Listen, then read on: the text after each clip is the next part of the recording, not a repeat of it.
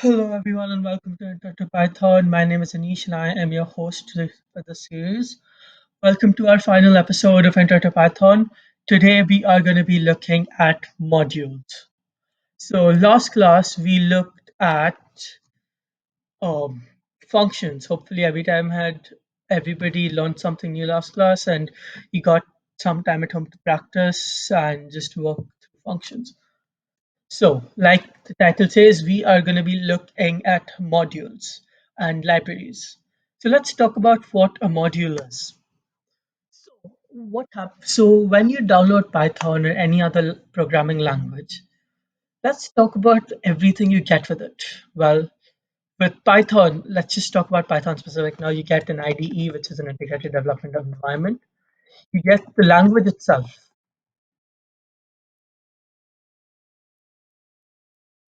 which is the one that runs everything and which is the one that basically debugs your code and gives you all the inputs. Then you get a bunch of useless information like I don't know version and warranties and etc. etc. And then you also get something called modules, specifically built-in modules. Now these built-in modules are what we are going to be focusing on today.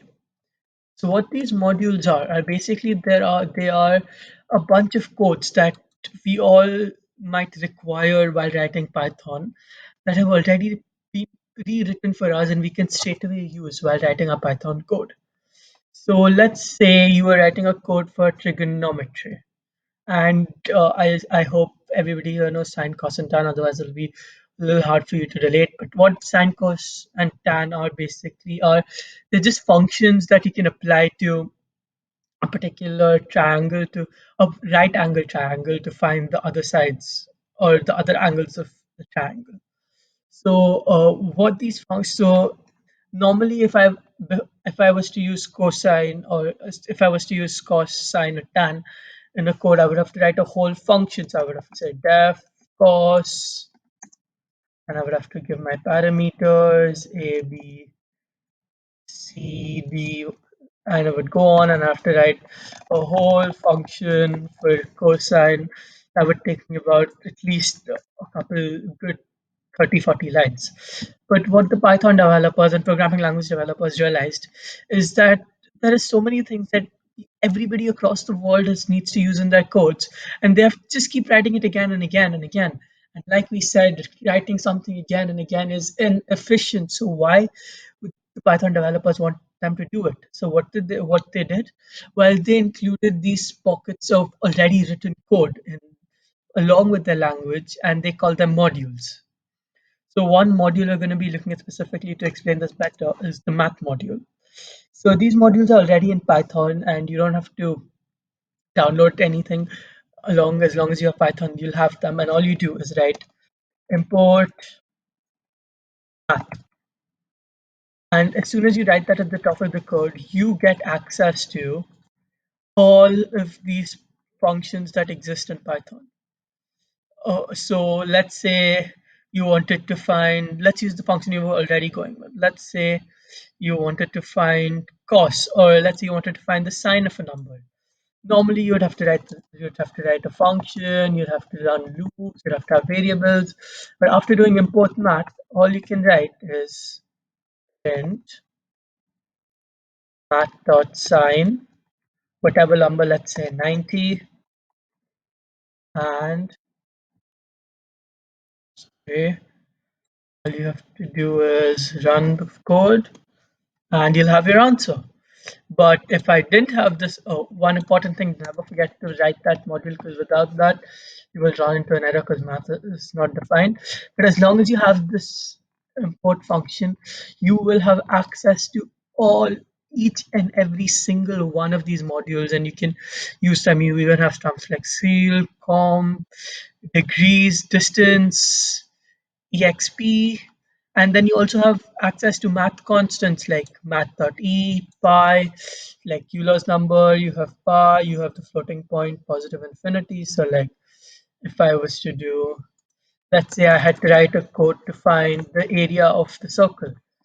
So I would say input equals to, let's say, radius equals to int input.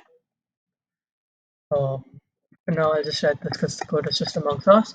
And now I would normally to print the area, I would say I would print r times 3.14 and 1/4, which is what most people would do, and they would leave it there. And yes, that will give us an answer. Won't it not? Of course it will. So if I said 5, 15.57 is the area. And yes, that's an answer, but is it the precise answer? No, it's not. Because for those of you who don't know, pi goes on forever. And you might know a couple more digits. You might know 3.1415. But 95% of the people won't go ahead of that. And even if they do, there is only a certain number of digits they can write before they run out, because pi is infinitive and they will have to write millions and millions of lines of code and it still wouldn't end.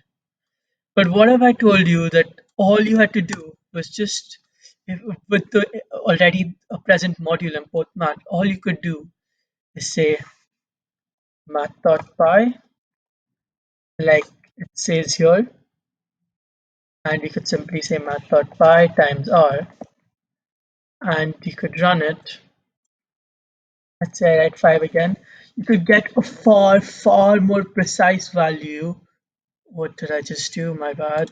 Yeah, you could get a far, far, far more precise value than what you could with just writing 5, because it's just writing 5. I got 5.7, but with writing 5, with using the pi module, I got 5.70796, but I got a lot more precise answer, therefore allowing me to get a lot more precise calculations and making my code just overall more usable for a user.